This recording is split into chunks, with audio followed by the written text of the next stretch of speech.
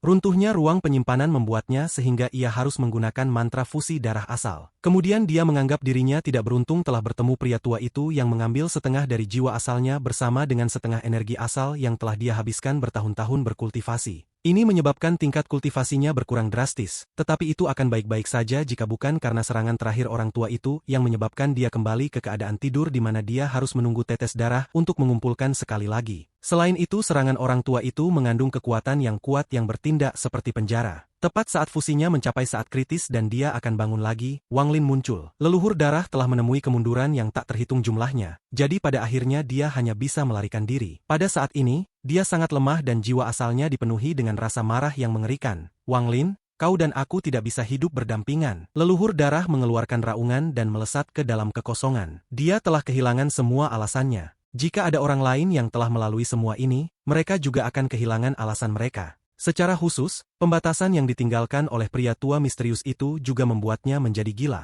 Dia segera berbalik dan mengejar di mana Wang Lin menghilang. Aku lebih suka tidak menyembuhkan lukaku dan malah membunuhmu. Fragmen Wang Lin perlahan melayang melewati kehampaan. Mata Wang Lin tertutup dan pedang langit berputar di sekelilingnya. Suli Guo melayang di sampingnya dengan wajah pahit dan bergumam. Seharusnya aku pergi, tapi aku tidak bisa meninggalkan iblis ini di sini. Sayangnya, aku, Suli Guo, adalah orang yang setia dan pasti tidak bisa melakukan sesuatu seperti meninggalkan tuanku. Aku tidak lari kali ini, jadi iblis ini akan lebih menghargaiku dan memberiku lebih banyak manfaat di masa depan. Mata Suli Guo berbalik dan dia membuat keputusan. Selain itu, iblis ini hanya sebuah avatar, tubuh aslinya. Memikirkan tubuh asli Wang Lin, dia menggigil. Jika hanya ada satu orang yang dia takuti dari hatinya, itu adalah tubuh asli Wang Lin. Dalam sistem bintang aliansi, ada sebuah planet yang mengeluarkan guntur. Jauh di dalam planet ini ada sebuah gua yang terbentuk secara alami dipenuhi dengan guntur, dan ada seseorang yang duduk bersila di dalamnya. Rambut merahnya seperti darah dan tubuhnya mengeluarkan aura dingin. Ada 4 bintang yang perlahan berputar di antara alisnya. Saat ia berkultivasi, untaian energi spiritual datang dari segala arah dan memasuki tubuhnya. Dia tiba-tiba membuka matanya. Di dalam tatapannya yang tenang terbentang jejak niat membunuh yang menakutkan. Leluhur darah, kamu memaksa avatarku koma. Bagaimana aku bisa membiarkan masalah ini pergi? Itu adalah tubuh asli Wang Lin. Tubuh asli mengepalkan tangannya dan perlahan berdiri. Setelah merenung dalam waktu lama, dia bergegas keluar. Ada serangkaian keributan saat lapisan-lapisan bumi di atasnya hancur. Ledakan keras bergema saat tubuh asli keluar dari bawah tanah di sisi timur planet ini. Sejumlah besar debu tersebar di mana-mana. Setelah dia keluar, dia tidak berhenti, dia bergegas keluar angkasa. Begitu dia memasuki ruang angkasa, dia merentangkan lengannya dan suara-suara keras dan renyah terus-menerus datang dari tubuhnya. Suara ini menjadi semakin sering dan intens. Pembuluh darah di tubuhnya membesar dan raungan gemuruh yang teredam keluar dari dalam tubuhnya. Tubuhnya berangsur-angsur berubah. Kakinya menebal dan perlahan memanjang, dan bahkan lengannya pun melakukan hal yang sama. Seluruh tubuhnya perlahan membesar. Selama proses ini, suara yang lebih berat datang dari tubuhnya seperti raungan dari zaman kuno. Tidak ada rasa sakit di wajahnya, hanya ada ketenangan dan kemarahan di matanya. Tubuhnya tumbuh semakin besar. Setengah batang dupa waktu kemudian, raksasa setinggi lebih dari 1000 kaki muncul. Tubuhnya memancarkan aura buas dan kulitnya dipenuhi dengan rune kasar dan halus. Cahaya rune memberinya rasa keagungan yang tak terbayangkan. Raungan rendah keluar dari mulutnya.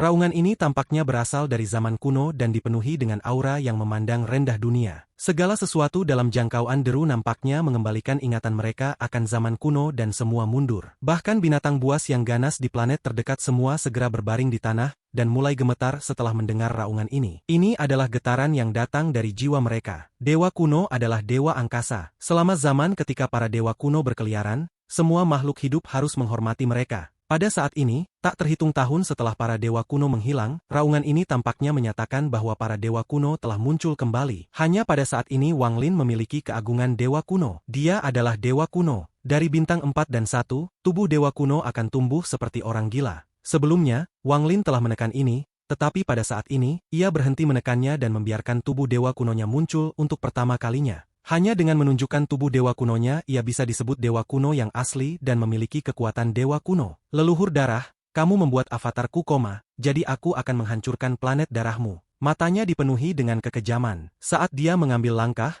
seolah-olah seluruh sistem bintang bergetar. Dia berjalan melalui ruang seolah-olah dia berada di tanah dan bergegas ke kejauhan. Saat dia berjalan, dia mengangkat tangan kanannya yang besar dan menunjuk ke titik di antara kedua alisnya. Sejumlah besar energi spiritual berkumpul di ujung jari untuk membentuk jejak yang dipenuhi aura kuno. Jejak ini mendarat di antara alisnya dan membuat keempat bintang menghilang. Jejak ini bukanlah sesuatu yang bisa digunakan para kultivator. Itu adalah sesuatu yang hanya bisa digunakan oleh dewa kuno dan menyembunyikan identitas para dewa kuno. Kecuali jika kultivator yang sangat kuat muncul, mustahil bagi orang lain untuk melihat identitasnya. Karena sistem bintang aliansi memiliki klan iblis raksasa, tidak ada yang akan berpikir bahwa tubuh setinggi 1000 kakiku adalah dewa kuno. Matanya menjadi dingin. Dibandingkan dengan dewa kuno dewasa, tubuhnya tidak signifikan dan lemah. Jadi tidak ada yang akan berpikir adalah dewa kuno jika mereka melihatnya. Dia tidak berekspresi saat dia melesat ke planet darah. Di masa lalu, dia melihat peta bintang yang diberikan Alser, jadi dia secara alami tahu di mana planet itu berada. Saat dia bergerak melintasi ruang, matanya menyipit. Dia melihat beberapa batu pecah dengan berbagai ukuran mengambang di angkasa. Batu-batu ini biasa ditemukan di luar angkasa. Saat dia melangkah maju, dia tidak berhenti dan meraih ke arah batu selebar 100 kaki. Saat dia mengaum, batu itu tertarik oleh kekuatan yang diciptakan oleh energi spiritual dan dia terus bergerak maju. Setelah dia pergi, dua kultivator keluar dari sepotong batu yang sedikit lebih kecil. Mereka berdua gemetar ketakutan saat mereka menatap tercengang tubuh asli Wang Lin menghilang ke kejauhan. Ini, apa ini? Mereka berdua saling memandang. Kulit kepala mereka geli saat mereka dengan cepat melarikan diri dari tempat ini. Sepanjang jalan, setiap kali Wang Lin menemukan batu-batu ini, dia akan memilih yang berukuran 100 kaki. Dia akan meraih mereka dan menggunakan energi spiritual untuk menyeretnya. Ini adalah senjatanya. Dalam ingatannya, para dewa kuno tahap awal tidak memiliki banyak mantra dan suka menggunakan ini sebagai senjata. Sepertinya hal-hal ini mudah digunakan, dan semakin dia miliki, semakin baik. Wang Lin menuju planet darah dengan jejak batu yang tampak seperti sungai mengikutinya. Dia membawa niat membunuh yang suram saat dia semakin dekat. Planet darah adalah sebuah planet yang dipenuhi dengan cahaya berwarna darah.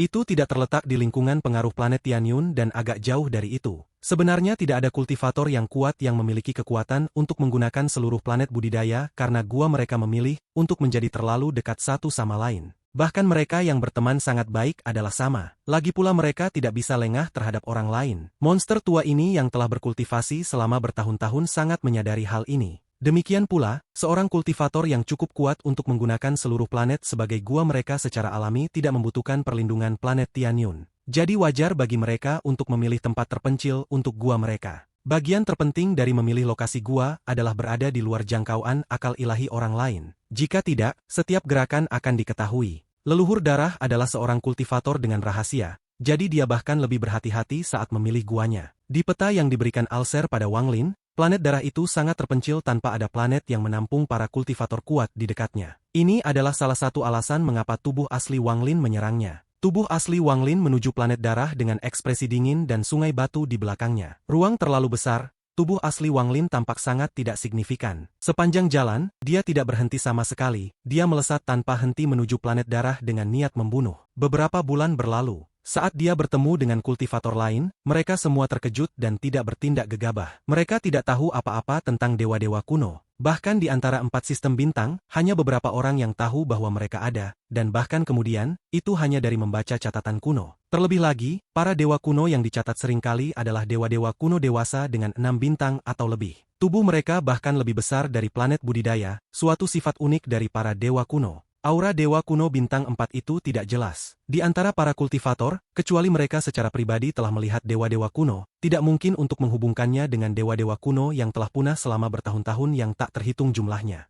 Ini adalah salah satu alasan mengapa Wang Lin memutuskan untuk mengungkapkan bentuk tubuh aslinya. Berbagai alasan ini hanyalah tujuan sampingan. Alasan sebenarnya datang dari kepribadian memberontak Wang Lin. Avatar itu terluka parah dan dipaksa koma. Bahkan koneksi yang tak terpatahkan antara tubuh asli dan avatar sangat lemah pada saat ini, dan rasanya seolah-olah itu bisa putus kapan saja. Setelah koneksi terputus, itu berarti avatar sudah mati. Niat membunuh yang kuat memenuhi hatinya. Avatar itu telah dilatih dengan susah payah selama bertahun-tahun. Sebenarnya, tidak ada badan primer atau sekunder baginya. Tubuh aslinya adalah dia dan avatar adalah dia juga. Jika avatar mati, maka itu berarti dia terbunuh sekali. Jika tubuh aslinya memilih untuk bersembunyi dan menunggu sampai tingkat kultivasinya lebih tinggi muncul kembali, maka dia tidak akan lagi menjadi Wang Lin. Ada kalanya dia harus melakukan hal-hal bahkan saat konsekuensinya tidak menguntungkan. Peluang ditemukan sebagai dewa kuno sangat rendah, tetapi bahkan jika aku ketahuan, jadi apa? Matanya menjadi lebih dingin dan dia bergerak lebih cepat. Meskipun Wang Lin tidak bisa menggunakan banyak mantra yang dia warisi dari ingatan dewa kuno,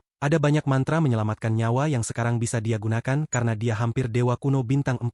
Mantra yang paling efektif di antara mereka adalah mantra yang digunakan para dewa kuno untuk melindungi anak muda mereka, transformasi roh. Untuk memasuki sebuah planet bukan untuk menyerap energi spiritual tetapi untuk mengelilingi diri sendiri dalam energi spiritual dan memasuki keadaan tidak aktif. Kecuali seseorang bertemu dewa kuno lain, tidak ada orang lain yang bisa mendeteksi itu. Ini adalah mantra dewa kuno. Itu jauh lebih tinggi daripada mantra yang digunakan para kultivator mantra. Satu-satunya hal yang perlu aku khawatirkan adalah Tuo Sen. Namun dengan tubuh dewa kuno bintang 8, ia akan dikenali oleh para kultivator kuat segera setelah ia muncul. Biarpun dia menyebabkan kekacauan di sistem bintang aliansi, apa hubungannya denganku? Aku bukan orang suci. Matanya menjadi lebih dingin. Ada banyak budak darah di planet darah. Orang-orang ini dikendalikan oleh leluhur darah dan memiliki segel leluhur darah pada jiwa mereka. Jika leluhur darah hidup, mereka hidup, dan jika leluhur darah mati, mereka mati. Sebagian besar dari mereka adalah orang-orang yang telah dia culik secara paksa dari planet-planet terdekat. Dia mengambil kebebasan mereka dan memaksa mereka bekerja untuknya. Dia juga mengumpulkan anak-anak muda berbakat yang dia beri makan pil darah dan merawat mereka menjadi pelindung darah yang melindungi planet darah.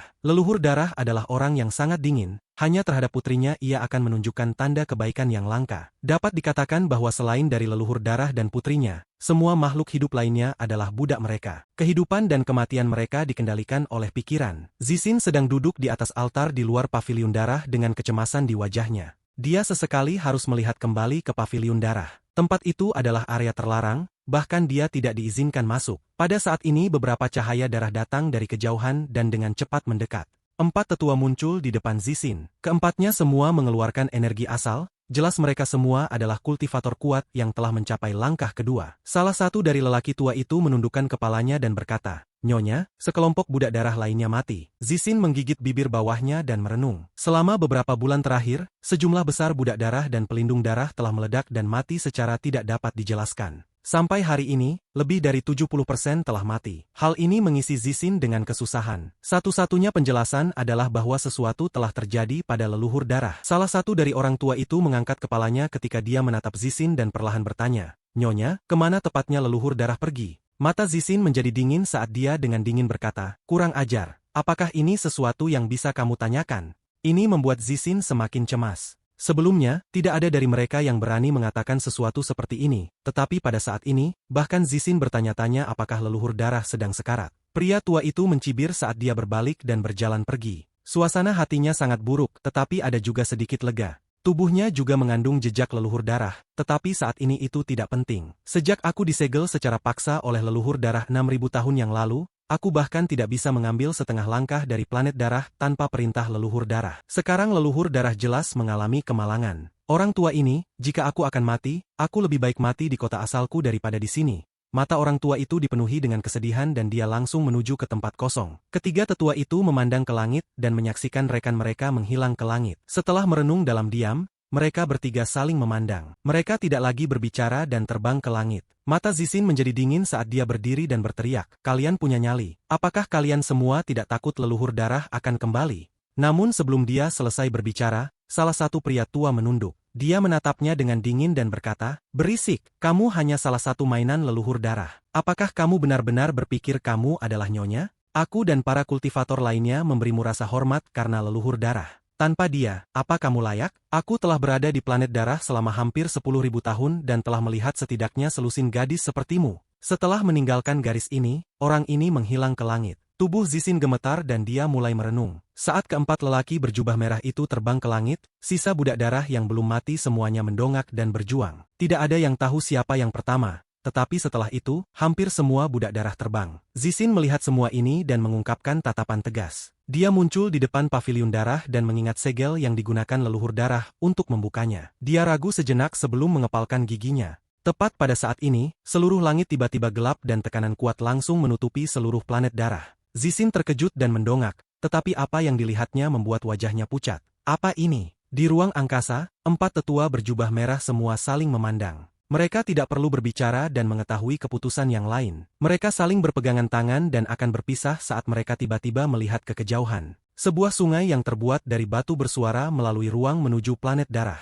Ada raksasa setinggi lebih dari 1.000 kaki berdiri di atas sungai panjang. Matanya dingin dan penuh dengan niat membunuh. Mata keempat lelaki berjubah merah itu menyipit dan mereka dengan cepat saling memandang. Mereka segera terbang ke 4 arah yang berbeda sama sekali mengabaikan raksasa yang datang. Leluhur darah, bahkan kamu dapat memiliki hari seperti ini. Kata-kata yang sama muncul pada waktu yang hampir bersamaan dalam benak 4 lelaki tua itu. Di belakang keempat lelaki tua itu ada banyak budak darah. Saat mereka memasuki ruang angkasa, mereka dikejutkan oleh raksasa itu, tetapi mereka semua dengan cepat pergi. Tak satu pun dari mereka yang bertahan untuk mempertahankan planet darah dan mereka semua menyeringai. Beberapa bahkan tidak melarikan diri terlalu jauh tetapi tinggal di dekat planet darah. Mereka ingin secara pribadi menyaksikan kematian planet darah. Dengan kebijaksanaan Wang Lin, dia segera bisa menyadari apa yang terjadi dengan budak darah itu. Dia tidak menghentikan mereka tetapi dengan cepat menyerbu planet darah dengan sejumlah besar batu. Saat dia sangat dekat dengan planet darah, dia naik ke atas sungai batu. Setiap tangannya meraih batu besar 100 kaki dan dia melemparkannya ke planet darah. Gemuruh keras bergema saat 2 batu menabrak planet darah seperti 2 meteor. Saat batu-batu itu mendekati planet ini, layar cahaya darah muncul dan menyebabkan kedua batu itu hancur. Mata Wang Lin menjadi lebih dingin. Dia melambaikan tangannya dan tanpa henti melemparkan batu demi batu ke planet darah. Pada akhirnya, Wang Lin merentangkan tangannya dan menggunakan energi spiritualnya untuk menarik seluruh sungai batu menuju planet darah. Batu yang tak terhitung jumlahnya menabrak. Meskipun layar cahaya darah kuat, tanpa kendali leluhur darah, itu terbatas. Menghadapi kekuatan dewa kuno Wang Lin, layar cahaya darah runtuh setelah setengah dupa waktu. Sejumlah besar batu jatuh di planet darah. Setiap kali seseorang mendarat, seluruh planet akan bergetar dan gelombang kejut melingkar yang terlihat oleh mata akan segera muncul dan menyebar ke segala arah. Wajah Zixin pucat. Goncangan tanah dan kekuatan destruktif menyebabkan pikirannya bergetar. Dia melihat batu besar itu turun dari langit dan masing-masing akan menyebabkan bumi bergetar hebat. Dia tidak bisa membayangkan kekuatan dan mantra macam apa yang bisa melakukan hal seperti ini. Terlalu mengerikan. Zixin mengepalkan giginya dan rasa takut menembus tubuhnya seperti gelombang pasang. Dia melihat paviliun darah di depannya saat tangannya membentuk segel meniru leluhur darah. Selama bertahun-tahun dia berada di planet darah, dia memperhatikan segel yang digunakan setiap kali leluhur darah membuka trotoar dan dengan kuat mengingatnya di dalam hatinya. Dia sering diam-diam berlatih, tetapi dia tidak berani menetapkan paviliun darah sebagai tujuannya. Sekarang setelah leluhur darah sekarat, planet darah berantakan, dan pasukan asing menyerang, dia tidak lagi khawatir. Tangannya bergerak lebih cepat dan lebih cepat sampai kilatan merah datang dari pendaratan darah. Sebuah lorong merah yang samar muncul dan mata Zixin dipenuhi dengan kegembiraan. Tepat pada saat ini, langit tiba-tiba gelap sekali lagi dan bayangan raksasa dilemparkan padanya. Zixin terkejut dan secara tidak sadar mendongak. Ini menyebabkan dia menjadi sangat terpana. Di langit, raksasa setinggi 1.000 kaki datang ke arahnya melalui kekosongan. Tatapan dinginnya langsung mendarat di Zixin. Tubuh Zixin bergetar. Dia bisa melihat bahwa di belakang raksasa itu ada batu-batu besar yang menabrak bumi. Rasa takut yang mendalam muncul di dalam hatinya. Dia segera menunduk untuk melihat paviliun darah dan menyerbu menuju lorong tanpa ragu. Namun tepat saat dia melangkah, jeritan tajam dan sengsara datang dari mulutnya. Lampu merah dari terowongan mendarat di tubuhnya dan tubuhnya membusuk pada tingkat yang terlihat. Asap hijau datang dari tubuhnya dan bahkan jiwa asalnya runtuh. Dalam pandangan Wang Lin, tubuh wanita itu berubah menjadi asap hijau dan diserap ke dalam lorong berwarna darah. Wang Lin dengan dingin menatap paviliun darah. Dia mengulurkan tangan dan meraih paviliun darah bersama dengan 100 kaki bumi di sekitarnya. Pada saat ini batu-batu dari langit terus turun dan seluruh planet darah adalah bangkai kapal. Wang Lin memegang paviliun darah di satu tangan dan tangan lainnya membentuk kepalan tangan dan menghantam bumi. Di antara gemuruh yang keras, planet darah menjadi lebih tidak stabil. Lapisan riak menyebar dan debu beterbangan di mana-mana. Beberapa saat kemudian, Wang Lin terbang menjauh dari planet darah dan menghilang jauh ke kejauhan. Tak satu pun dari budak darah dan wali darah yang mencoba menghentikan semua ini. Bahkan sebagian besar dari mereka menggenggam tangan mereka di tempat Wang Lin menghilang. Tak lama setelah Wang Lin pergi, mata mereka dipenuhi dengan kebingungan. Seolah-olah belenggu tak kasat mata telah dilepaskan, dan mereka semua berpencar untuk kembali ke rumah mereka yang sudah lama tidak mereka lihat. Penghancuran planet darah tidak memicu gelombang besar di sistem bintang aliansi. Karena fakta bahwa planet darah begitu jauh, tidak ada yang menyadari hal ini sampai waktu yang lama. Tubuh asli Wang Lin telah pergi dengan paviliun darah. Saat dia terbang melintasi ruang, tubuhnya perlahan menyusut sampai dia menjadi ukuran seorang kultivator normal sekali lagi. Adapun paviliun darah, dia menyegelnya dan menelannya. Saat itu ada di dalam dirinya,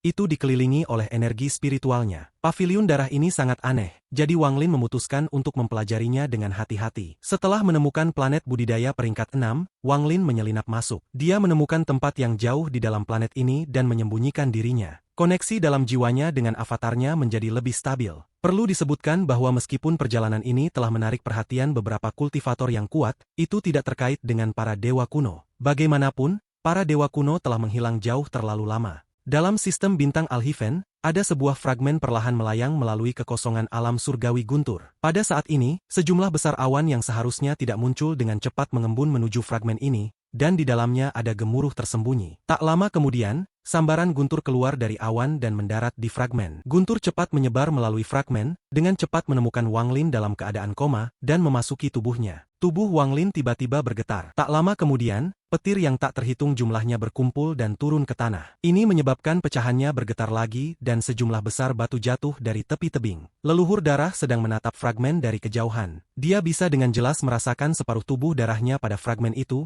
dan energi asal di dalamnya dengan cepat diserap. Perasaan ini membuatnya ingin menjadi gila. Ini adalah pertama kalinya dia ingin membunuh seseorang tetapi secara tidak sengaja membantu orang itu tumbuh. Namun dia takut bergerak. Dia dengan hati-hati melihat awan di atas fragmen. Dia bisa merasakan bahwa kekuatan di dalam mereka perlahan-lahan mulai tumbuh dan semakin kuat. Ini adalah pembalasan ilahi. Aku tidak berpikir bahwa kultivasi orang ini benar-benar dapat menyebabkan pembalasan ilahi. Aku menduga bahwa kekuatan surga yang masuk ke tanah roh iblis saat itu disebabkan olehnya juga. Mata leluhur darah menjadi dingin. Semakin kuat pembalasan ilahi, semakin baik. Jika aku masuk, aku malah akan membantunya. Aku hanya akan menunggu di sini dan melihatnya terbunuh oleh pembalasan ilahi. Itu akan sangat memuaskan juga. Leluhur darah mencibir saat dia menatap fragmen dan kebencian memenuhi matanya. Fragmen itu berhenti mengambang karena pembatasan ditempatkan di atasnya dari sejumlah besar awan yang berkumpul. Sejumlah besar awan berkumpul di sini dan gerombolan guntur lainnya mendarat di fragmen. Fragmen itu bergetar sekali lagi dan ujung-ujungnya semakin hancur. Proses ini berlangsung selama sebulan, dan semakin banyak guntur turun. Saat leluhur darah melihat ke atas, dia bahkan tidak bisa melihat ujung awan lagi. Dia mundur karena dia tidak ingin memprovokasi kekuatan pembalasan ilahi. Ada kegembiraan bersama dengan kebencian di hatinya saat dia bergumam, semakin banyak semakin baik. Lebih banyak awan akan berkumpul dan membunuh Wang Lin itu. Hanya dengan begitu kebencian orang tua ini bisa dihilangkan. Semakin banyak awan berkumpul. Beberapa hari kemudian, tidak hanya awan di atas fragmen, tetapi juga ada awan di sekitar fragmen. Fragmen itu tidak lagi terlihat dan yang bisa dilihat hanyalah awan. Pada saat ini, seolah-olah persiapan untuk pembalasan ilahi selesai,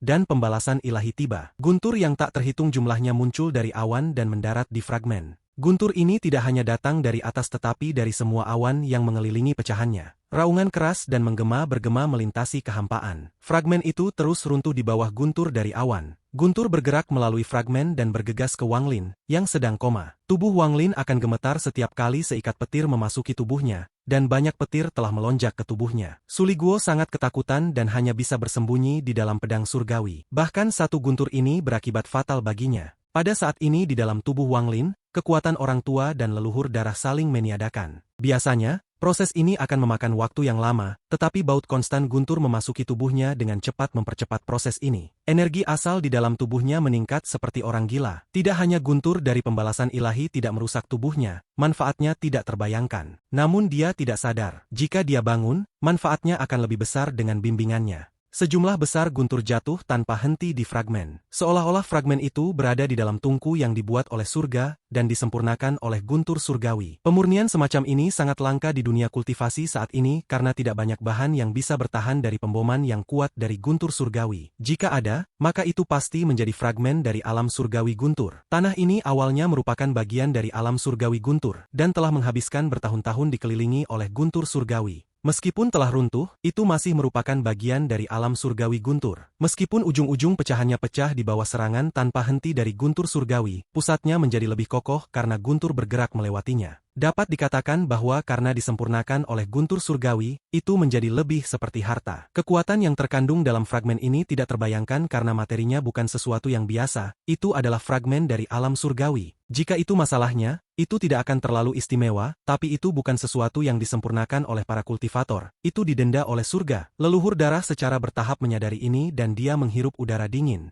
Matanya dipenuhi dengan keserakahan. Tidak banyak harta yang bisa menggoda seseorang pada tingkat kultivasinya. Namun saat dia menyadari bahwa fragmen ini berubah menjadi harta secara kebetulan, hatinya tiba-tiba mulai berdebar. Keuntungan dan kerugian ditentukan oleh takdir. Orang tua ini telah kehilangan terlalu banyak waktu. Jika fragmen ini disempurnakan oleh surga, kekuatannya akan sangat berbeda. Mungkin bisa menampilkan kekuatan sebenarnya dari alam surgawi. Harta ini dipersiapkan untukku. Mata leluhur darah menunjukkan kegembiraan. Guntur terus turun, tetapi pada saat ini, semua guntur tiba-tiba menghilang. Perubahan drastis terjadi di dalam awan dan segerombolan guntur hitam mulai muncul di dalamnya. Badai guntur hitam ini adalah pembalasan ilahi yang asli. Dengan cepat terkondensasi dan dibebankan ke fragmen. Pada saat yang sama, Wang Lin yang berada di kedalaman fragmen, membuka matanya.